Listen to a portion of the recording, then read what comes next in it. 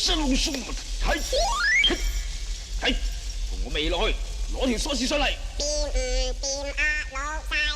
哼，唔掂都要掂，去。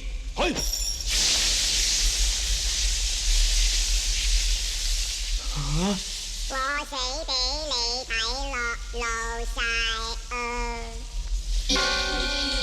Hey guys, it's Will. It's Hong Kong Cinema Appreciation Society. Welcome back to the channel. If you are new to the channel, welcome and thank you for finding us. We are in the laundry room today, so if this is your first ever video, you're in a very special location.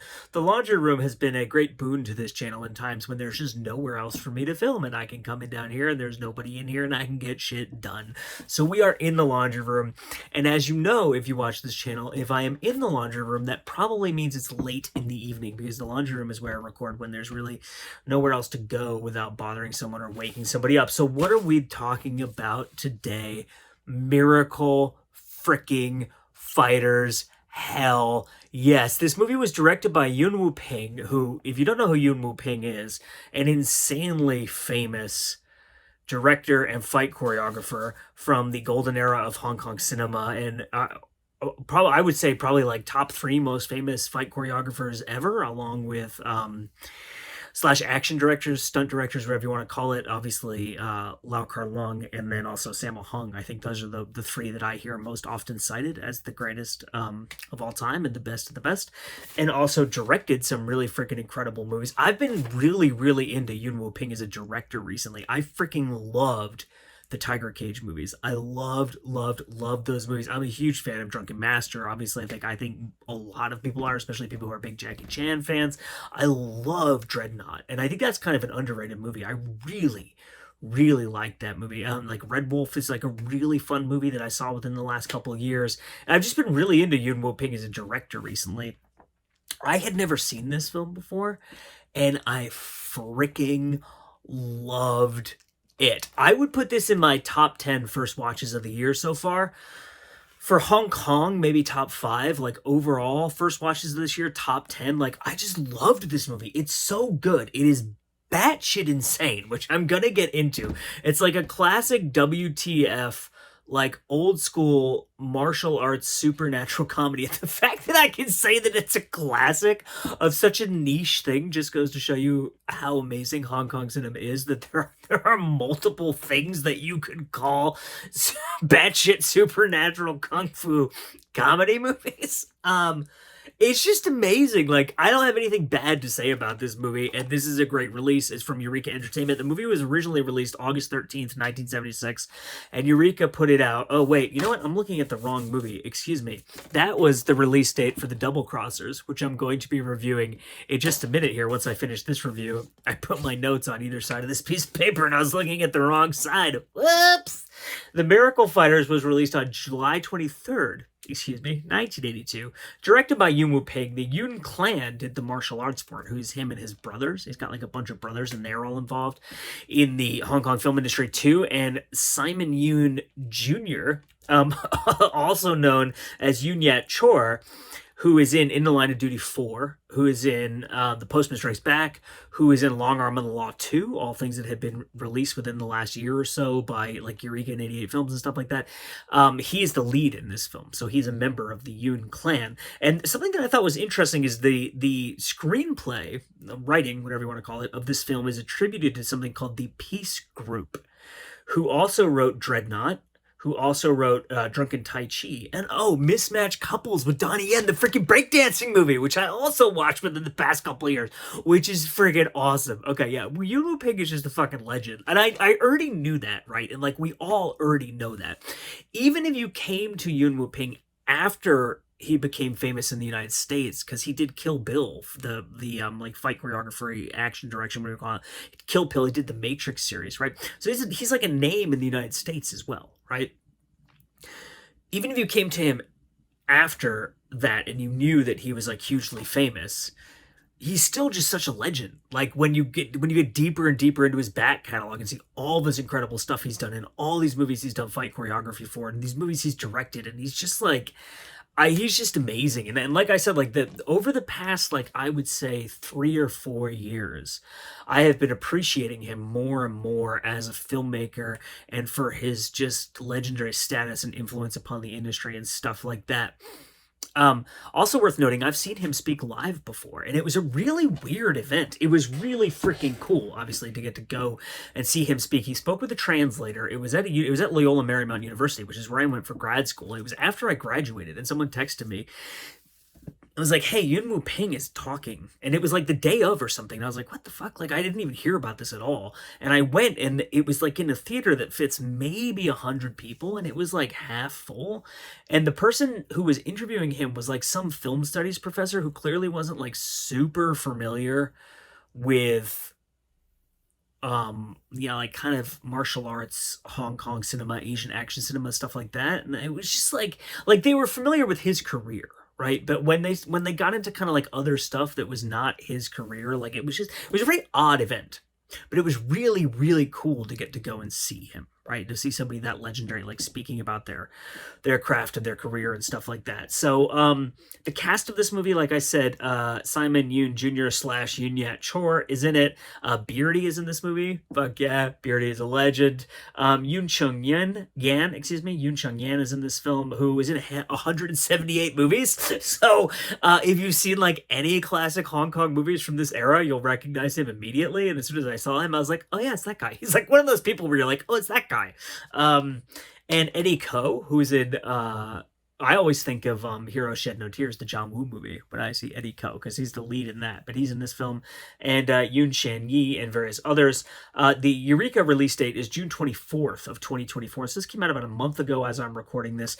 To give you a brief overview of the plot, I'm going to talk a lot about how well made this movie is, and how it's very intelligent silliness, and how it's also this really interesting mixture of like batshit insanity and like grounded, interesting storytelling, all of which is rooted in really strong screenwriting craft. And I don't know if they actually wrote screenplays for this movie, because from what I've been told, they didn't really sit down and write like what we would consider to be a screenplay, where like all the dialogue is figured out. But this is a very intelligently made film, and the craft elements of storytelling are really well done, and that's one of the things I'm going to talk about. But so to give you a brief overview, this movie starts with the Eddie Ko character, who is like a martial arts trainer for the Imperial Court at the time when the movie is taking place, which I think is the 1680s. It actually says on the screen the dates. I didn't write them down, so I don't remember off the top of my head. But he's a martial arts instructor at the Imperial Court, and he is married to a woman who is a different ethnicity, and that is punishable by death because they're enemies of the court or whatever, right? And so they offer him the opportunity to kill his wife, or horrible things will happen to them, right? He refuses to kill his wife. His wife is executed. He then fights back, goes ham, kills a shitload of people, kidnaps the prince, and runs away. So then we cut ahead to 14 years later, and he's like living like a hermit, and he's raising a kid. And due to certain events in the film that I don't want to spoil for you, we don't think this is the prince, right? We think this is some other kid. It calls him uncle. Maybe he adopted him. We don't really know, right? Whatever the situation is. These people get wind of who Eddie Ko is and like what his background is, and these assassins kind of start coming for him. And then simultaneously, people start to believe that this kid is actually the prince, and they want to find him for their own gain, for like political maneuvering, not because they have this like honorable kind of, mission if they want to restore the prince to the throne or make him become the emperor or whatever like that, right? They have their own little games that they're playing that he will be beneficial towards, right? So these people are kind of fighting over him, while he, who is now an adult, is fighting for himself and fighting to defend himself. And he ends up, so that's kind of one plot going on, and that's like the more serious, intriguing plot. Then you have a story about a ghost, and I think she's like a witch or something like that, and they live on this kind of compound together, and there's like a line drawn down the middle of the compound, and they're not allowed to cross the line into each other's territory and stuff. And they have this like, they're like these supernatural entities, right?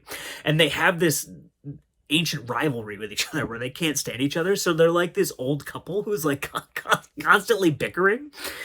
And there's this, okay, there are two scenes in this movie of people pissing in other people's faces. Let's just get that out of the way so that we know that that's an important part of this film. So just so you know, that's a part of the movie. There's this amazing scene where the ghost, who's played by Beardy, there's this Taoist guy, or I don't know if he's actually a Taoist priest, but he's like some kind of political like figure in this town, right? And in the town, there's like it hasn't rained in a really long time, so this guy's worried that some kind of drought is going to happen, and then that will affect his political fortunes or something like that, right? He's trying to perform this Taoist ceremony to make it rain, not because he actually cares about people, but because it's important to him that like society not collapse in this town because of famine and stuff like that, and drought and whatever. And he's performing like kind of a bullshit Taoist ceremony, and so the ghost pisses on his face, and then does the actual Taoist ceremony after the man has had his face pissed on, and then beats the shit out of the guy. It's pretty fucking awesome, okay? And so then you have this like really serious, intriguing plot about, is this guy the prince? And the Eddie Ko character. It's also like, it's interesting that the teaser, the Eddie Ko character kind of sets you up to believe that it's going to be his story, and then it's not at all. It's the story of this kid who grows up to be this man, and then these supernatural entities, and then there's a sorcerer who works for the court, I should say, who's the person who's like pursuing Eddie Ko. And so the sorcerer is like trying to find the kid and so there's that supernatural element. So then, of course, right, in any movie that's worth its salt, when you set up a sorcerer villain and you have a ghost and like a witcher, I can't remember exactly what the woman's title is, but these good magical entities, and of course they're going to be on a collision course, and the kid ends up meeting the good supernatural entities and kind of like training with them and stuff like that. And then there's at the end, and this movie has like a legit third act too, which one of the things I really liked about it is a lot of Hong Kong films do not have what in Hollywood you would call a third act, in terms of like what you would consider to be traditional mainstream American story structure, where the third act is actually like the goal of the what you would consider like the main goal of the film, what would be like the log line, like the plot synopsis, is typically resolved by the end of the second act, or you have a moment at the end of the second act where they have either achieved that goal or have not achieved it, and the either achieving of it or not achieving of it spins you into what is ultimately a new goal that will push the film toward its conclusion, right? A lot of Hong Kong movies don't really have that. They have an overarching thing that is going from point A to point B, that is what in Hollywood would be like the second act goal that is resolved at the end, rather than there being a new challenge to resolve at the end. And this film has a legit like Hollywood style third act where there is a new challenge that arises, whatever, 2/3 into the film, or however you want to pour it. I guess it would be 3/4 into the film. And I say that because fun little screen, because I went to grad school for screenwriting, right? And I have another channel where I talk about screenwriting stuff. The second act is twice as long as the first act and the third act in a typical mainstream Hollywood film, right? So 50% of the movie would be the second act. So if you have 25% first act, 50% for the second act, and 75% for the movie, you go into the third act, right? And so you have a new goal in this film, and I won't spoil what that is, but you can watch it and see. And there's like an epic showdown between the good guy and like the evil sorcerer at the end that is completely freaking nuts, but has like really interesting like stuff where the good guy is like, the sorcerer is more powerful than him, but he's learned, and as he's fighting him, he's learning things about him that allow him to better resist him and to try to defeat him. Every scene in this movie has a goal or a problem of some kind. And whichever character's scene it is, that character is trying to solve that problem or achieve a goal. And all those problems and goals are moving you along towards the conclusion. And it's just really, there's no like, in a lot of these batshit insane Hong Kong films, you'll often have scenes that have nothing to do with the story. Or you'll have a very episodic story. Or you'll have, like in a lot of Hong Kong comedies that have action elements. I think of films like the Pom Pom series, or like Winners and Sinners is a good example of this, and Carry On Pickpocket I think is kind of a good example of this, where you'll have like a setup of a story at the beginning where there's like some criminal element, like in the Pom Pom films, right? There's some kind of criminal element that they need to catch. We're introduced to a bad guy.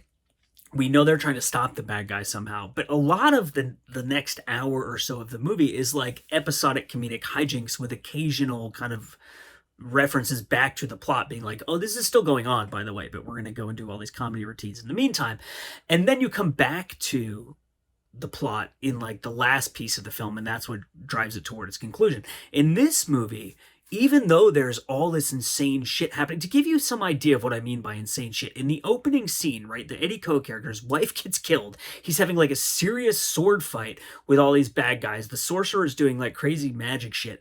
And then a barrel, like a literal like wine, like one of those giant like wine jug barrel types of things that you see in a lot of these like old school kung fu movies, rolls into the room and legs come out of it and arms, and it starts fighting him. And it like it has like this weird voice.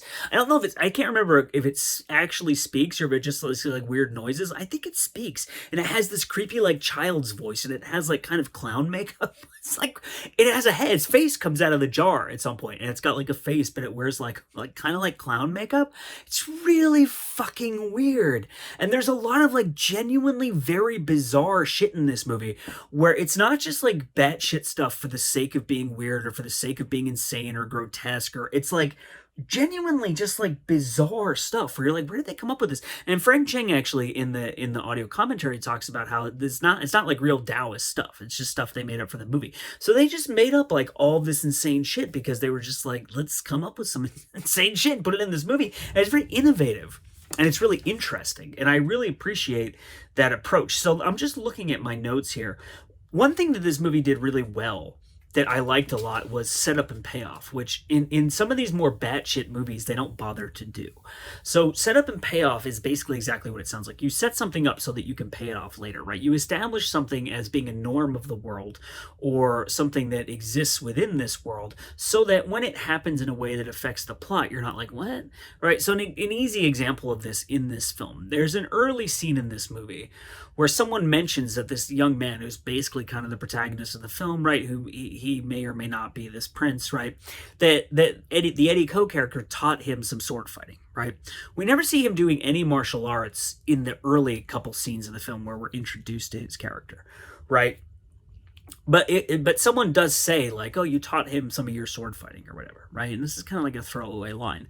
Then at a later scene, when people attack these assassin people who are trying to get the Eddie Ko character, attack the home where they're living, the kid picks up a sword and does all this crazy shit, right? Now, if we've never seen him do any martial arts in the movie up until this point, and we know that like by vocation, he's not a martial artist or a warrior or a fighter or anything like that, we might think it's kind of weird that he could just pick up a sword and kick the shit out of all these people, right?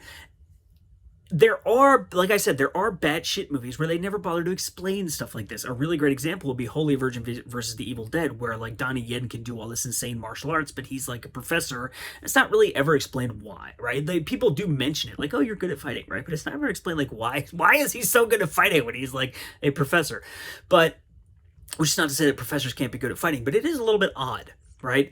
In this movie, we're told, oh, he's learned sword fighting, so that when he goes and does the sword fighting, right, no one questions it. Because you're like, oh yeah, that's right, he taught him the sword fighting, right? Because this guy was like a trainer for the imperial court, and it makes total sense, right? So there's a lot of like that kind of craft where they're actually thinking about scene to scene the pieces that put this movie together and how to build it over time so that everything works in this kind of organic way, that everything that's happening in the world makes sense and is connected to this lineage of these things that have happened before it. It's just really well done. And I was really impressed that they put that level of effort into getting all those pieces together, because if you're making a movie that's this insane, it would be easy to say, fuck it, we don't need to do this because the movie is completely fucking nuts. And so we can obscure being lax about the craft, or not bothering to set things up, or not explaining things properly, and not tying together all the loose ends and stuff like that, because it's so fucking nuts that no one's going to question it, right? And a movie like, I think a movie that would be a good contrast with this film is a movie like Kung Fu Cult Master, where just batshit insane stuff is happening nonstop the whole movie, and you don't have like that much context for it, and it's like the pace of that movie is insane, and the pitch of that movie is insane. Like, it's so like chaotic and loud and fast.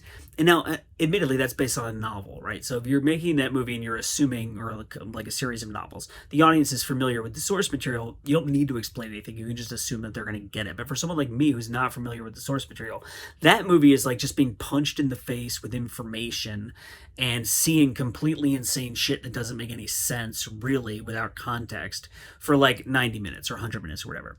This movie is very well paced. It's very evenly measured. It does have insane comedy. It has more serious stuff. It has a lot of tonal whiplash, is an expression I heard someone use recently that I really liked. I usually use the expression tonal elasticity because you have the tone is very elastic. It stretches a lot. You get a lot of permission in Hong Kong films that you would not necessarily get in like a Western film where you're trying to go for a more coherent tone. But this is a much more kind of deliberate and, I think, carefully made film is maybe the best way that I would put it. I was also really impressed by the way that this movie balances its tones, because the supernatural comedy ghost versus witch thing, like a lot peeing on people's faces, like that kind of stuff is like nuts, and it's like very slapstick and very goofy and very silly, and some of the more serious stuff is like very serious, and some of it can be like pretty sad, and it's really well handled. And the movie goes back and forth between these two tones with really well thought out and intelligent transitions, so that it never seems really, really jarring in the way that some films do that go flying back and forth between these tonal extremes. And there was a scene in this movie where the two tones came together that I thought was extremely well done. So the barrel thing, right? I talked about the barrel with the arms and legs with the clown face that's fighting and stuff like that. There's a scene where this guy is fighting the barrel, and it's like zany and weird and cartoonish and like violent and but like goofy and like strange, and like it's like that part of the film, right? And then in the scene, the guy is like, what the hell are you? And like he starts asking it all these questions, and the fucking barrel starts to have an existential crisis, right? And it's like, wait, what the fuck am I? I'm like this barrel person with clown makeup on, and like, what am I doing here? And what is my life? And like, and it like starts to act, and it gets really sad, and then the movie gets really sad, and then you're like, this is actually really sad. This poor barrel ninja doesn't know who it is, and it's like, I don't know.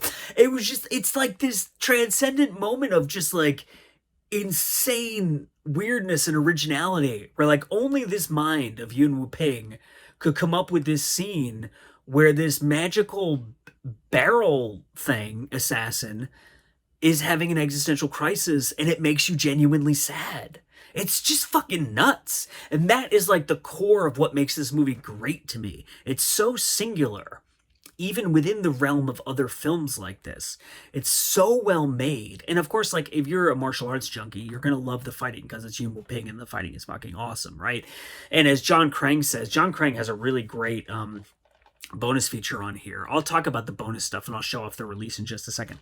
John Krang talks about how Yuen Wu-ping really gives every character a style that is derived from who that person is. And you can see character in the way that they approach their physicality, their fighting, dealing with their opponents and stuff like that, right? And it's just great filmmaking on every level, and I fucking love this movie. And it is nuts. It's completely nuts, but I loved it. Great music too. I'm just looking at my notes. 2 scenes of people getting their faces pissed on. This is the kind of thing where you're like, I'll probably never go through life getting to write down, this movie has 2 scenes of people getting their faces pissed on, and then get to talk about it on YouTube. And I have achieved that.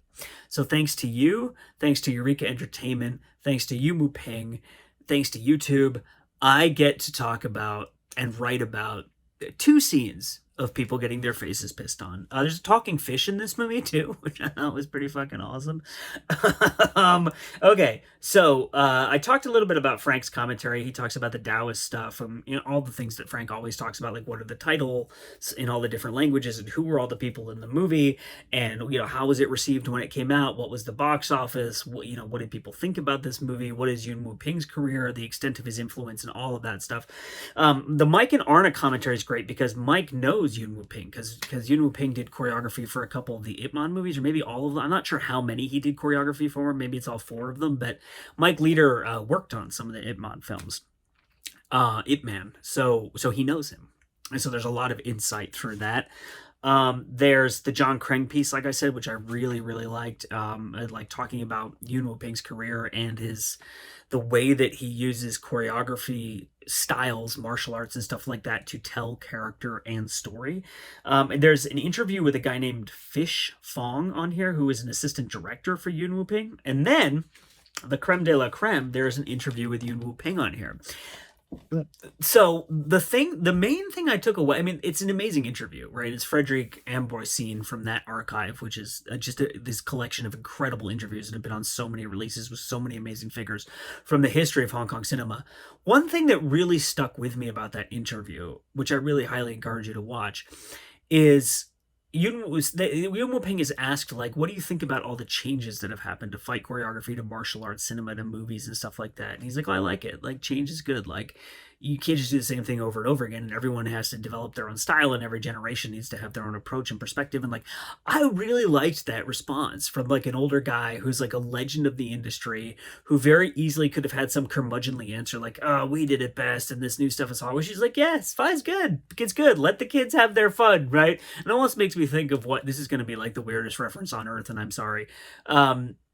I saw a Denzel Washington interview when he was nominated for an Oscar the same year that Casey Affleck was nominated. And they asked Denzel, like, how badly do you want to win, or blah, blah, blah, blah, blah. And his response was, let the young man have it. It's his time. It kind of reminded me of that, right? Like, Yuen Woo-ping's he's very made his peace with, he had his time, and he's still working, as far as I know. But like, obviously, if he did Ip Man 4, that was pretty recently. But like, I had my career, and I still have my career, and we had our heyday, and we did what we did. But it's, it should keep going, and people should keep doing it, and they should innovate, and they should bring their own personalities to it, the way that I did, and stuff like that.